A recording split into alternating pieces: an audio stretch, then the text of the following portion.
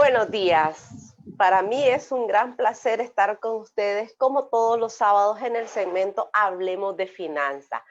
Este segmento cuyo objetivo es hablar de finanzas, pero desde diferentes perspectivas, porque la educación financiera no solo está en el uso efectivo del dinero, sino también de todas las variables que están relacionadas a él. Y justo es el tema que tenemos hoy con nuestro invitado Ricardo Guerrero. Él es especialista en seguridad, en seguro social, todos esos temas que a veces nosotros es algo que podemos decir, pero ya el seguro si solo cotizamos y listo, y vamos al médico y listo, nos jubilamos y listo, pero les cuento que el seguro social tiene muchos derechos que nosotros desconocemos. Y le digo, nosotros desconocemos porque técnicamente yo que he estado relacionada en el mundo de las nóminas, de los recursos humanos, había cosas que cuando me las visualicé en la página de Ricardo, en las entrevistas de Ricardo, yo dije, ¿en serio? De verdad, wow, qué bueno, porque son alternativas que nosotros tenemos, porque un ejemplo, nosotros consideramos que si no estamos trabajando podemos pagar el seguro facultativo. Solo déjenme confirmar si tengo sonido. Ok, voy a ponerle un segundo para ver si tengo sonido. Sí, dice que sí. Ok, sigamos. Entonces, bueno, Ricardo, cuéntanos, ¿quién es Ricardo Guerrero? Buenos días, Ana María. Muchas gracias por la invitación a tu programa y permitirnos, por medio de nuestra fundación, que la gente conozca los derechos de la seguridad social en Nicaragua. Bueno, mi nombre es Ricardo Guerrero, soy el representante legal de una ONG que se encuentra radicada aquí en Nicaragua, que se llama Fundación Nicaragüense de Investigaciones y Estudios de Seguridad Social. Es la única ONG que existe en Nicaragua que se dedica a incentivar el impulso del estudio de la seguridad social. En mi caso particular, yo tengo más de 15 años de experiencia en el tema de la seguridad social. He sido docente universitario y he dado diferentes charlas en universidades aquí en Nicaragua, y pues ahora recientemente que estamos 100% dedicados al tema de la fundación, pues ahora hasta hemos recibido invitaciones hasta del extranjero para que nos realicen entrevistas, porque la gente está interesada en conocer sus derechos ante la seguridad social. Te cuento, Ricardo, que yo decía, yo conozco a este señor, ¿dónde lo he visto? ¿Dónde lo he visto? Pero cuando dijiste universidades, automáticamente mi mente te conectó al American College, que también yo fui docente de esa institución, de esa universidad. Entonces, por ahí fue que te vi. Decía, yo tengo una buena memoria, pero no recuerdo dónde, pero ya sé exactamente dónde fue. American College fue una de las primeras universidades allá por el año 2005, donde yo inicié a impartir la cátedra de seguridad social. Exactamente. Y ahorita que nos conectó, ay, se me escapó el nombre. No es Giovanni, ay, ¿cómo se llama?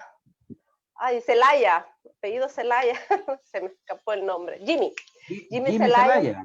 Sí, que nos conectó Jimmy. Yo decía, yo lo he visto. Entonces le agradezco a Jimmy por haberme conectado con tu persona. Bueno, cuéntanos, Ricardo, ¿cuáles son los derechos más comunes que tiene el Seguro Social que posiblemente una buena parte de la población no los conozca? Bueno, los derechos de la seguridad social son bastantes derechos. Hay derechos que tiene la persona asegurada activa, hay derechos que tiene el asegurado cesante, que es la persona que ya dejó de trabajar, quedó cesante. Hay derechos para las personas pensionadas, hay derechos para las personas que están con una invalidez, con un riesgo profesional. Entonces, te voy a mencionar algunos de los derechos que nosotros hemos visto que la gente desconoce. Por ejemplo, en el caso de los accidentes de trabajo, que son los derechos que tienen los trabajadores por razón de una relación laboral con un empleador, es importante que la gente sepa de que los accidentes de trabajo que están regulados en la Ley de Seguridad Social y su reglamento por medio del seguro de riesgos profesionales, tiene un principio muy importante que es el principio de automaticidad.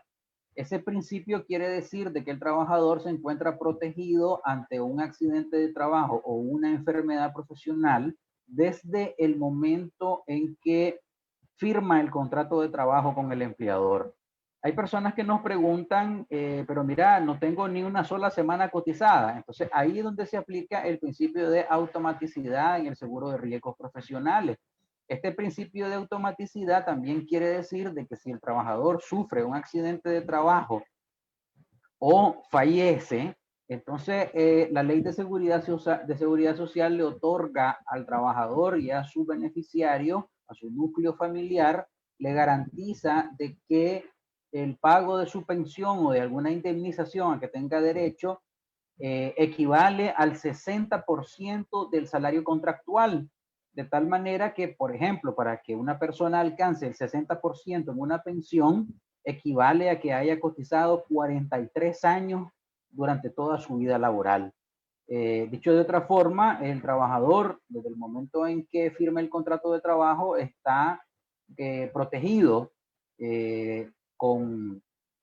ante un accidente de trabajo, y esta persona puede recibir una pensión equivalente a 43 años de cotización sin que haya cotizado ni una sola semana. Por ejemplo, en el caso de los pensionados de vejez o las personas que están cotizando sobre el seguro de invalidez, vejez y muerte, en el año 2013 hubo una reforma al artículo 44 del reglamento donde se estableció que una persona con 250 semanas tiene derecho a acceder a una pensión de vejez reducida o tiene derecho a una pensión de invalidez. Si hay personas que, por ejemplo, están fuera del país y estas personas están o dejaron aquí en Nicaragua 250, 255 semanas y tienen una invalidez en el país donde están trabajando, pueden regresar aquí a Nicaragua y tramitar una pensión de invalidez con 250 semanas. No importa de que estas semanas la haya terminado de cotizar hace 10, 15 o 20 años. El hecho es que él haya dejado aquí en Nicaragua 250 semanas cotizadas. Interesante esto, pero también me llama la atención en el riesgo profesional que, un ejemplo, cuando yo estaba en recursos humanos y te decían accidente de tránsito, si vos, y ahí te quiero preguntar, si vos no cumplís la ruta específica de tu casa a tu trabajo, ¿te cubre o no te cubre? Bueno, esa es una buena pregunta. Lo que pasa es que el seguro de riesgos profesionales también cubre el accidente de trayecto, que es lo que se conoce como accidente de trayecto. Hay un concepto que está en la Ley de Seguridad Social, pero hay que recordar que esta Ley de Seguridad Social es de 1982. Hay un concepto un poco más moderno en el Código del Trabajo relacionado al accidente de trayecto y habla del caso fortuito y de la fuerza mayor. Entonces, si el accidente se da, te voy a poner un ejemplo sencillo, vos vas en un taxi y el taxi toma la ruta que habitualmente vos tomás para ir a tu trabajo, pero por alguna razón, por un accidente, cayó una lluvia la noche anterior y entonces hay un árbol caído en la carretera, entonces el taxi o la moto o el bus se tiene que desviar para poder llevarte a tu trabajo. Entonces eso es un evento de fuerza mayor y resulta que en el trayecto habitual donde se desvió el vehículo, donde vos ibas, sufre un accidente. Entonces ese es un accidente de trayecto con la única diferencia de que hay que recalcar de que si bien es cierto, no se fue por la ruta habitual, ya hubo un acontecimiento de fuerza mayor como la caída de un poste de luz o de un árbol que te obligó a que tuvieras que cambiar la ruta. Eso, por si acaso, alguien pregunta y dice, bueno, mira, pero vos te desviaste. O sí, ok, me desvié, pero me desvié por esta razón. Eso hay que explicarlo para que la persona que esté investigando el accidente de trayecto también lo conozca. Imagínate, hay dos puntos que a mí me han preguntado o yo he tenido conocimiento de estos temas.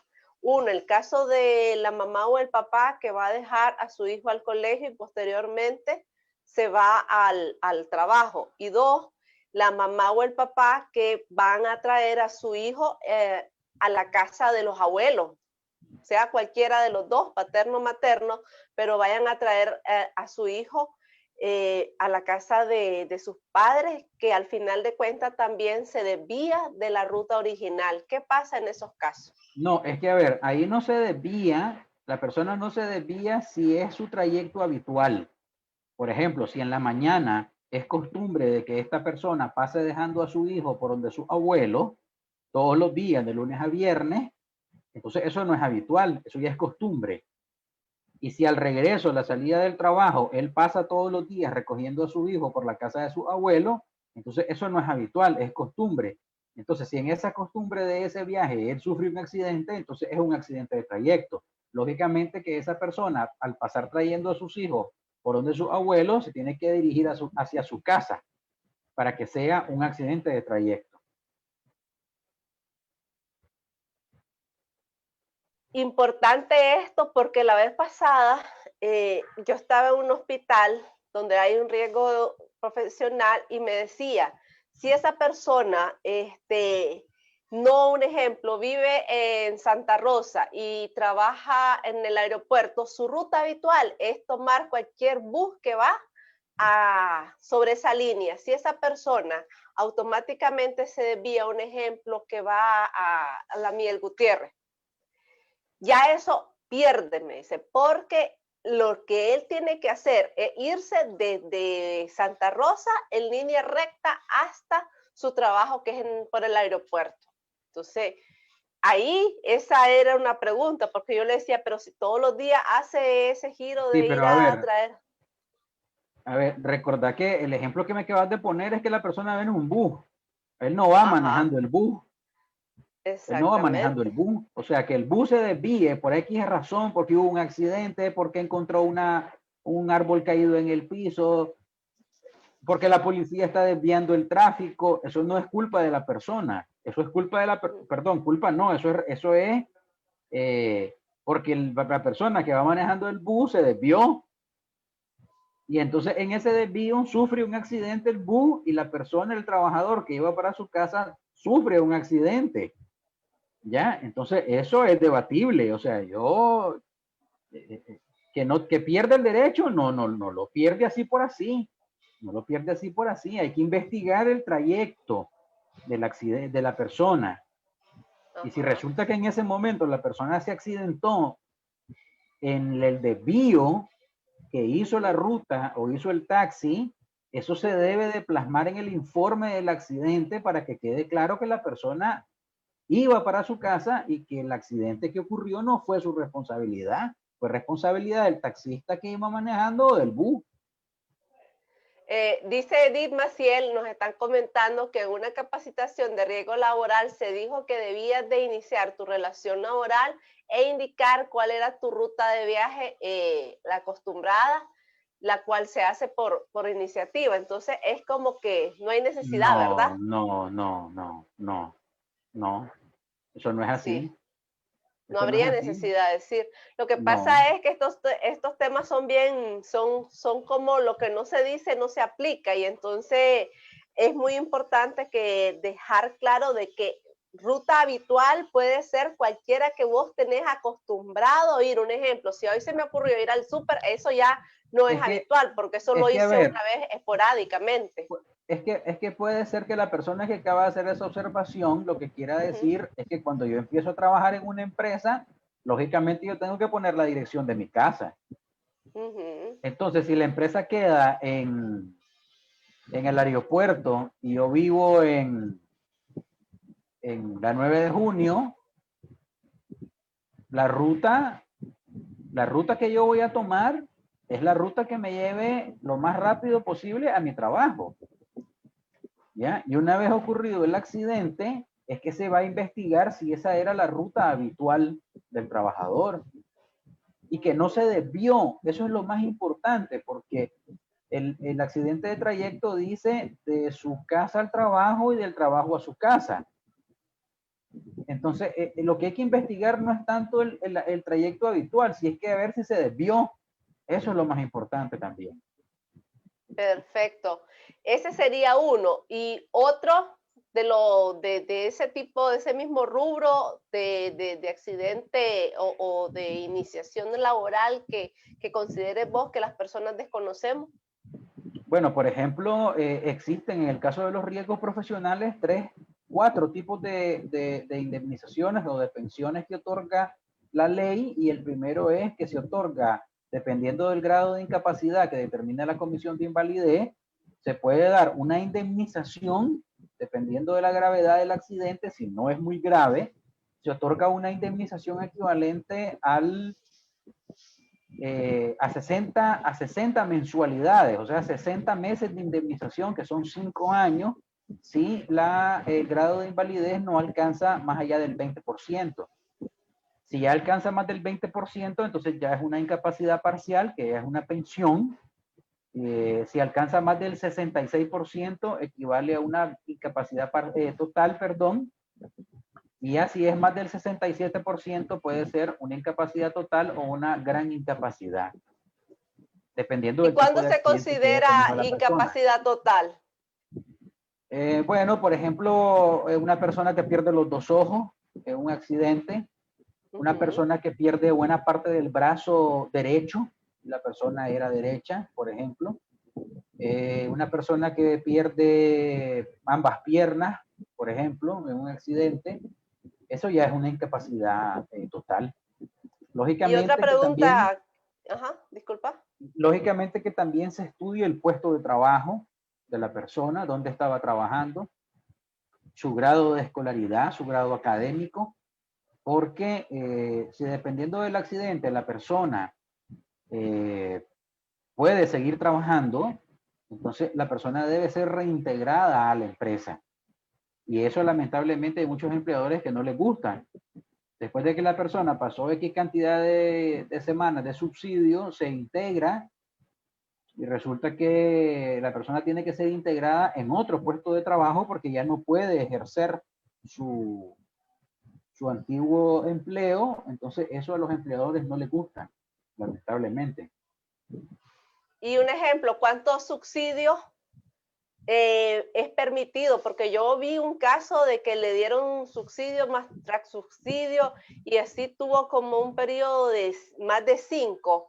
En este caso, ¿cómo actúa la ley? La ¿Qué ley dice la ley permite que sobre eso? una persona, por una incapacidad parcial, por un riesgo profesional, por una enfermedad común, por una enfermedad profesional, por un accidente de trabajo, puede estar 12 meses de subsidio o 52 semanas, prorrogables 6 meses más, únicamente a criterio del médico tratante.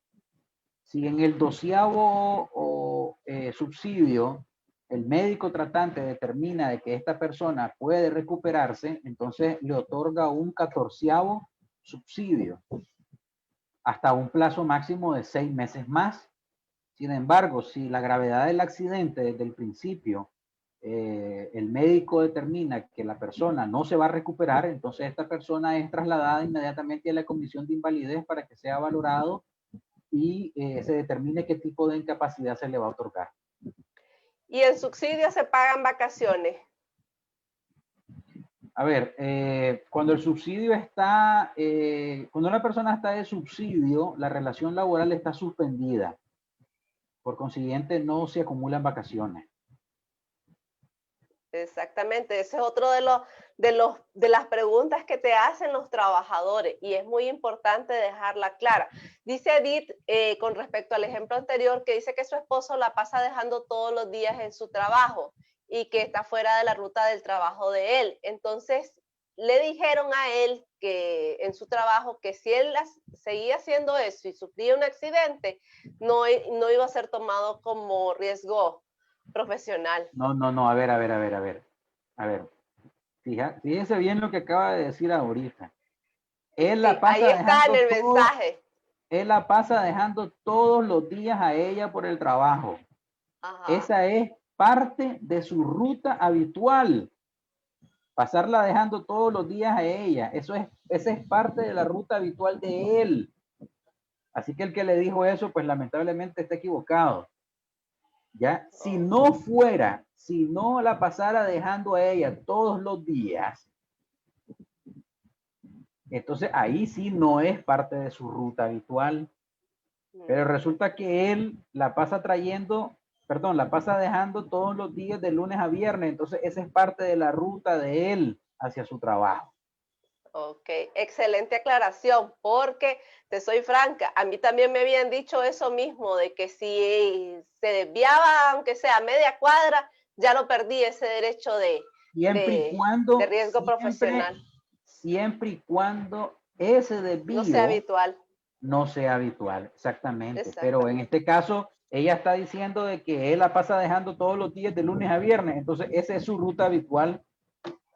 Excelente, perfecto. Bueno, ya tomamos varios puntos sobre eso, pero ahorita hablaste también de invalidez. Cuando las personas tienen invalidez total, ya el seguro les pasa su Pensión. cuota mensual, su pensión. Esas personas ya no pueden volver a trabajar en algo que sea tal vez no diferente, no similar a su trabajo habitual, sino a otro tipo de actividades, ya no pueden ejercer de ningún tipo A ver, sí pueden trabajar, y ser sí pueden asegurado. trabajar, sí pueden trabajar. Lo que pasa es que hay un artículo de la Ley de Seguridad Social de 1982 que limita al pensionado de vejez y al pensionado de invalidez, lo limita a trabajar por la diferencia del salario, entre el último salario y la pensión que se le otorgó. Dicho de otra forma, si el pensionado de vejez o de invalidez, su último salario fue de 10 córdobas y el INSS le otorga una pensión de 5 córdobas, entonces dice la ley de 1982 que él solo puede trabajar por 5 córdobas. Que O sea, técnicamente una persona que gana, ¿qué? Un ejemplo, ganaba 20,000, el seguro le da, por darte números al aire, 10,000. O solo sea que puede esa trabajar por persona puede 10. trabajar por 10,000. Correcto. A ver, sí, correcto. Sin embargo, Ajá.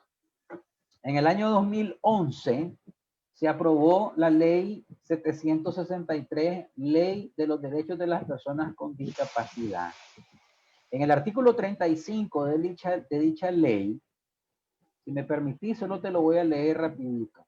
No hay problema, En léalo. el Es artículo muy importante. 35 de la ley 763, Ley de los Derechos de las Personas con Discapacidad, dice: de las medidas de apoyo para la inserción laboral, el Estado, por medio del Ministerio del Trabajo, Instituto Tecnológico Nacional, Instituto Nicaragüense de Seguridad Social y demás instituciones públicas, apoyará la inserción laboral de las personas con discapacidad. Después dice el reglamento de dicha ley, que es el decreto 11/2014 en su artículo 27. En referencia al artículo 35 de la ley sobre las medidas de apoyo para la inserción laboral de las personas con discapacidad, y esta es la parte más importante, el Instituto Nicaragüense de Seguridad Social no podrá suspender o cancelar cualquier prestación que reciban las personas con discapacidad y podrá seguir laborando y cotizando a su cuenta individual. Yo siempre le digo a mis estudiantes, muchachos, ustedes tienen que ceñirse a lo que dice la norma escrita, a lo que dice la norma positiva.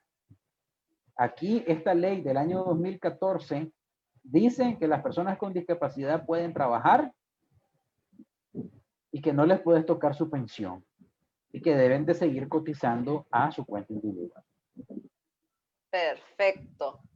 Cuéntame, otro derecho que nos... Porque te soy franca, si vos le preguntas, empezás a encuestar a las personas, imagínate Edith que decía que lo que le dijeron en el trabajo de su esposo, entonces imagínate cada uno de esos puntos que nosotros no estamos aplicando y que al final de cuentas, si nos llega a pasar algo, un accidente o una incapacidad, nosotros decimos, es que ya no podemos trabajar. Y entonces muchas empresas siguen contratando gente sin seguro social por el hecho de que se supone que no puede seguir trabajando. Imagínate todo ese tipo de cosas y los riesgos que esto conlleva por no saber, por desconocer todos esos puntos. Otro derecho que es bastante desconocido por las personas es que, por ejemplo, existen casos donde los asegurados, un asegurado fallece y, por ejemplo, nunca se casó y no dejó hijos. Entonces, esa persona que falleció tenía a cargo a su papá o a su mamá. Entonces, esa pensión, producto del fallecimiento de él, se llama pensión de ascendencia. Esa es para la persona que no dejó ni esposa ni hijos. Y en algunos casos se puede otorgar la pensión de ascendencia también existiendo viuda y existiendo huérfano, siempre y cuando primero se garantice la pensión de viudez y la de orfandad. Y si existe un remanente dentro del cálculo de la pensión y existe papá o mamá mayor de 60 años que dependía económicamente de la persona, se puede otorgar la pensión de viudez, de orfandad y de ascendencia. Si Ese es otro derecho que la gente también desconoce. Si te entiendo, también relacionado a eso está que cuando vos tenés, un día de estos escuché a alguien que decía que tus papás, si dependen de vos, ellos tienen derecho a recibir un porcentaje, ¿o me equivoco? Sí, así es. Pero en el caso que te acabo de poner yo ahorita es cuando el trabajador muere o el asegurado activo fallece. Sí, fallece. En el caso del asegurado o del pensionado, el asegurado que decidió convertirse en pensionado de vejez y tiene a sus padres a su cargo, entonces él recibe una asignación familiar por ese papá o mamá que tiene a su cargo como pensionado de vejez, estando en vida, lógicamente. Estando en vida, exactamente. También eso es importante. Y con respecto a las inscripciones, la vez pasada escuché que decían que uno no podía inscribirse después de los 45 años, iba a tener los mismos derechos como como lo que estabas hablando vos, de que era la pensión reducida. Bueno, a ver, en el caso del seguro facultativo, por ejemplo, la edad máxima para inscribirse son 55 años. En el caso del seguro facultativo. En el caso de las personas, de las viudas, por ejemplo, para que se le pueda otorgar la prestación, hay que analizar si la viuda era menor de 45 años o mayor de 45 años. Si habían hijos de por medio, huérfanos, si no habían huérfanos, en ese caso, si la viuda se casa, pierde la pensión, por ejemplo, de viudez. En el caso de los 45 años, me decía, si pierde en el aspecto de al inscribirse, tenía entendido de que si uno se inscribe pasado los 45 años, obviamente no va a llegar a tener todas las cotizaciones. Sí, pero obviamente no va a tener todas las cotizaciones, pero fíjate qué importante en ese punto que acabas de decir ahorita. La persona que nunca ha estado cotizando, que nunca cotizó al Seguro Social y siendo mayor de 45 años decide inscribirse, se le puede otorgar una pensión que se llama pensión de vejez básica, que la ley lo que le exige es que haya cotizado como mínimo absoluto 250 semanas. Esa no es una pensión reducida. Se llama pensión de vejez básica, pero es para la persona que de repente toda su vida laboral estuvo trabajando independiente y entonces de repente él dice, no, mira, me voy a inscribir a la Seguridad Social. Ok, ¿cuántos años tiene usted? Tengo 45. Entonces, ¿cuánto le falta 45 para llegar a 60? Le faltan 15. Entonces, también puede ser que esa persona se inscriba a los 50, a los 52, a los 53. Si se inscribe a los 52, de 52 para 60, le faltan 8. Entonces, para que pueda recibir la pensión de vejez reducida, perdón, la pensión de vejez básica, la ley le dice, cotizame como mínimo absoluto 250 semanas. Y yo te voy a otorgar una pensión de vejez básica, que es completamente diferente a la pensión de vejez reducida proporcional. Y 250 semanas son 5 años. Son 5 años exactamente. Ok, perfecto. Súper interesante. Cuéntame otro, porque yo ya vi que vos sos un libro. Vos tenés toda la ley así y no se te escapa ni un punto. Cuéntame otra. Sí, bueno, otro derecho que es muy importante que el instituto aquí en Nicaragua ha implementado es dentro del sistema del régimen facultativo, que ahora el instituto permite de que los menores de edad se puedan inscribir al seguro facultativo. Anteriormente, para poder inscribirte al seguro facultativo, el instituto requería que fueras mayor de 16 años y que tuviera cédula de identidad. Entonces había una brecha entre el momento en que el menor perdía su derecho, que era al cumplir los 13 años, y el momento en que podía volverse a inscribir en un seguro facultativo a los 16. Entonces había una brecha entre los 13 y los 16 años en que el menor quedaba desprotegido. Recientemente el instituto permite de que un menor que sale de la protección de sus padres por razón de haber cumplido 13 años, pueda inscribirse al seguro facultativo. Lógicamente no es un menor que está trabajando, porque yo tengo un video que estoy explicando eso en mi página personal y en la página de la fundación, y entonces la gente se confundía y pensaba que el menor va a trabajar. No, no va a trabajar. El salario ya lo instituyó el INS aquí en Nicaragua en un salario de 6.500 Córdoba, y de esas 6.500 Córdoba va a pagar el 22.25%. Lógicamente, ese porcentaje que va a pagar el menor lo asumen sus padres, y entonces ya el menor queda protegido. En el facultativo, ya ahí me diste qué es lo que se paga. Se paga el patronal, se paga el laboral, se paga el INATEC. ¿Qué se paga en el seguro facultativo? En el seguro facultativo no se paga patronal porque no hay relación laboral. El seguro facultativo es un seguro estrictamente voluntario para personas que son trabajadores independientes. Por eso es que la tasa de cotización del seguro facultativo, en el caso del seguro facultativo integral, es bien alta, es el 22.25%. Pero bajo esa tasa, el trabajador recibe los beneficios de seguro de IBM y recibe los beneficios del seguro de enfermedad de maternidad. Ok, que a un niño eso está largo de interesarle, por llamarle de alguna manera, porque lo que nosotros esperamos que un niño de 12 a 16 años, a 18, que empiece a trabajar, lo que esté descubierto por cualquier enfermedad común o una enfermedad habitual que tienen ellos en esa edad. Sí, te voy a poner un ejemplo sencillo con el que le contesté a una persona que lamentablemente criticó muy fuerte el video que yo subí relacionado al seguro facultativo. Imagínate que un hijo tiene 12 años, le falta un mes para cumplir 13. Y resulta que él, por una enfermedad que él tiene, requiere una cirugía que el instituto le programó, por ejemplo, para mayo de este año. Pero él cumple 13 en enero. Entonces ya perdió la cirugía.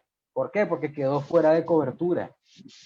Entonces, para que la cirugía se pueda realizar en el momento en que él cumple 13 años, yo contrato un seguro facultativo y él continúa protegido. De tal manera que en el mes de mayo ya él puede perfectamente recibir la cirugía que tenía programada. Ese es un ejemplo. Es que técnicamente nosotros a veces consideramos el valor solo monetario de lo que vas a pagar, pero también no se valora lo que vos podés pagar en el momento de una enfermedad que no tenés esperada, o de exámenes previos que a los niños se les da diarrea, les da un sinnúmero de cosas, a un niño no, a un adolescente en ese caso, que ellos necesitan atención. Y entonces ahí para mí quedan desprotegidos y esa es una opción que al final de cuentas posiblemente es un valor que nosotros paguemos, pero tendríamos que verlo y analizar qué es lo que vas a pagar más a la hora de que tu hijo se te enferme. Sí, lo que pasa es que esa es parte de la tarea que nosotros dentro de la fundación tratamos de hacer, incentivar el estudio de la seguridad social para que la gente entienda de que la seguridad social, no solo en Nicaragua, sino en todos los sistemas públicos de seguridad social que existen en el mundo, son sistemas públicos que funcionan bajo el concepto de la distribución colectiva del riesgo. O sea, yo estoy pagando un seguro para estar protegido, no porque quiero ir a accidentarme a cada rato, ni porque quiero estar enfermo. Simplemente es porque yo necesito estar protegido ante una contingencia de la vida, no simplemente porque me dio dolor de cabeza, porque me dio el estómago, sino las contingencias importantes de la vida, como son la muerte, la invalidez, un riesgo profesional. Eso es lo que tratamos nosotros de que la gente valore dentro de la contribución que hace la seguridad social. Y el empleador también. Sí, porque un ejemplo, yo pago un seguro de accidentes todos los años a mi hijo y ya el cierre del año yo digo, bueno, es el dinero que gracias a Dios no utilicé, pero a la hora de cualquier contingencia, ya eso ya está, ya lo tengo súper asegurado. Dice Miure Romero que cuáles son los requisitos para inscribir a un menor de edad. Me imagino que preguntan el seguro facultativo. Exactamente. Si es en el seguro facultativo, simplemente se acerca a la delegación del INS más cercana a su domicilio, le dice, va al departamento de afiliación, le dice a la persona que quiere inscribir a un menor de edad, lleva la cédula de identidad de papá o de mamá que lo va a inscribir y la partida de nacimiento del menor. Nada más, eso es todo. Ok, perfecto. Yo sé que estamos abusando, son 40 minutos, pero tal vez unos 2 más para cerrar, porque realmente han sido muy importantes todos estos puntos que has estado tocando y yo sé que nuestra audiencia va a estar súper agradecida con todo este contenido. Bueno, por ejemplo, otro derecho están los derechos que tienen los pensionados de vejez. Tienen derecho a, según la ley 160, ley que concede beneficios adicionales a las personas jubiladas, y derechos que están contenidos en la ley 720, ley del adulto mayor. Por ejemplo, tienen descuento en el servicio de agua potable, descuento en telefonía básica, descuento en energía eléctrica, tienen derecho al subsidio de funeral o el servicio de funeral. Eso también es un derecho que lo tienen los asegurados activos, el subsidio de funeral o el reembolso del gasto del subsidio de funeral. ¿Por qué? Porque hay personas que no utilizan el subsidio o el servicio, mejor dicho, no lo utilizan. Ellos hacen sus propios gastos de funeral y entonces después el instituto les reembolsa hasta cierto límite, dependiendo del salario de la persona, les reembolsa el gasto que hayan realizado por ese funeral. Fíjate que ahí yo he escuchado varios comentarios y te dicen, es que yo no quiero esa caja que da el INSS, pues, porque es una caja bastante rústica y pues las personas queremos algo diferente para las personas que lastimosamente fallecieron. Sin embargo, acabas de decir reembolso, o sea que si un ejemplo, yo compro en la funeraria X y me cuesta $100, entonces de esos $100, por darle un precio X, de esos $100, X cantidad, X porcentaje, me puede reembolsar el Seguro Social. Así Sí, es. así es. Son 3 tipos de reembolsos lo que hace el Seguro Social. El mínimo que se reembolsa es el 100% del salario de la industria de la manufactura. O sea, reembolsa aproximadamente el mínimo que te pueden reembolsar son 6.800, 6.500 Córdoba. El promedio va en dependencia de las personas que ganan un poquito más. Por ejemplo, si hay una persona que ya gana 15.000, 20.000 Córdoba, es muy probable que le reembolsen 10.000, por ejemplo. Y en el caso de la gente que gane, ¿qué? 7.000, 8.000, que es una buena parte de la población. Ese es el ejemplo que estaba poniendo ahorita. Probablemente sea la mitad, pero nunca puede ser inferior al 100% del salario de la industria de la manufactura. Y en el caso máximo, que es el que reembolsa el instituto, es el 50% de la pensión máxima. Y la pensión máxima son... Cuénteme, don Ricardo. Es? ¿No sabe usted cuánto es la pensión máxima? $1.500. $1.500, así es. Entonces el instituto reembolsa $750, independientemente de que se haya comprado una caja de $5.000, ¿verdad? Sí, pero está súper, súper muy buena la información. Yo sé, Ricardo, que cada consulta requiere honorario. Sí, me va a pasar la factura por toda esta información, porque ha sido una cátedra. Te agradezco tanto y contame qué tipo de servicio brindan ustedes, cómo los pueden contactar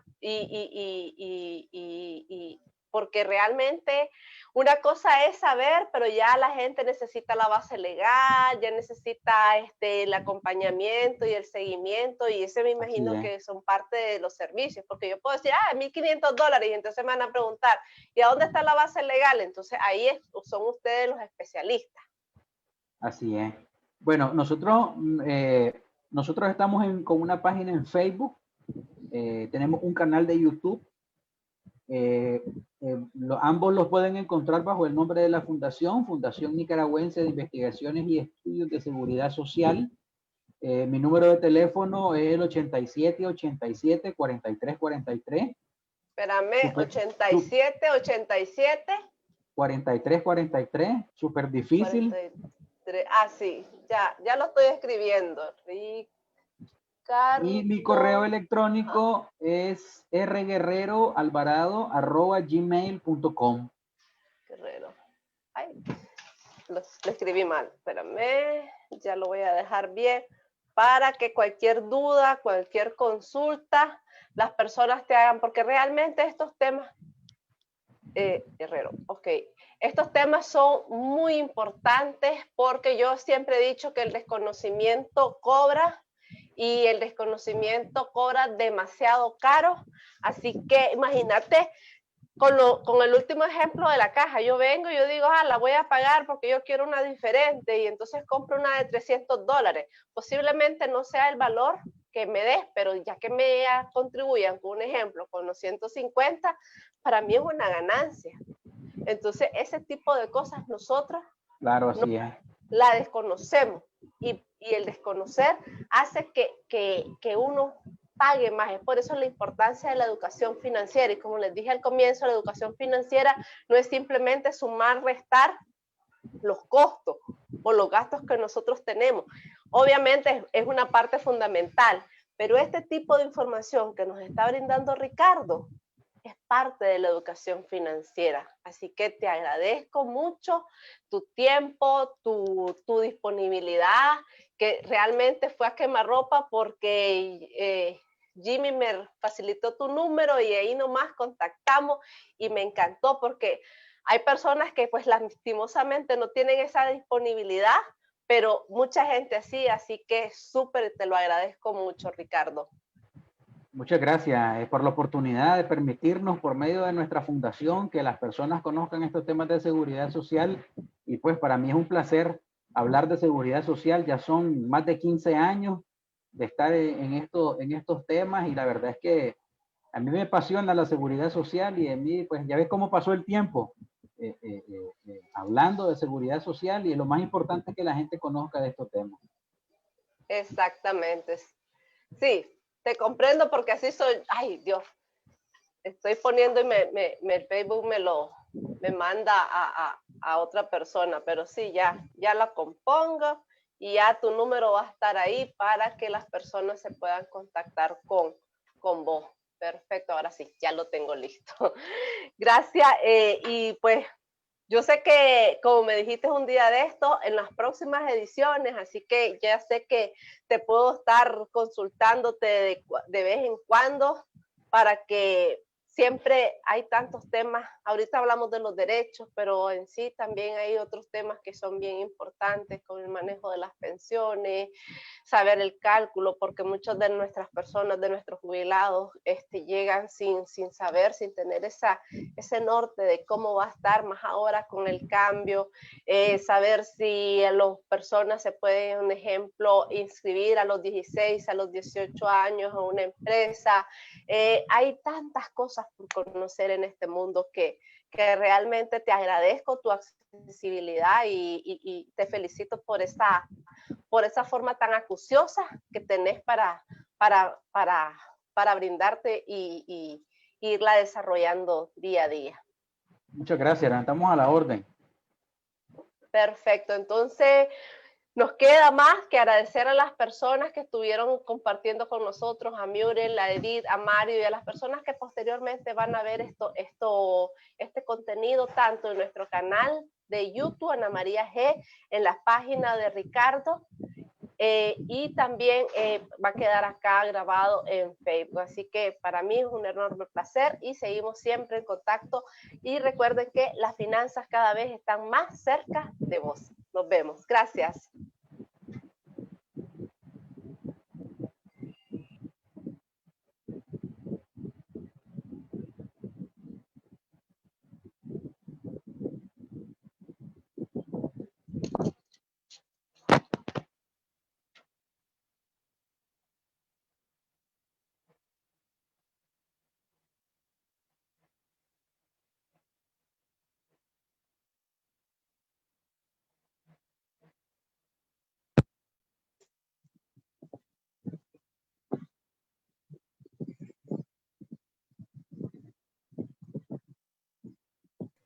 Ricardo, yo decía, ¿a qué hora me pasa la factura, Ricardo? Ok, espérame. Creo que todavía estamos. Sí, todavía estamos en vivo. Voy a cerrarla acá.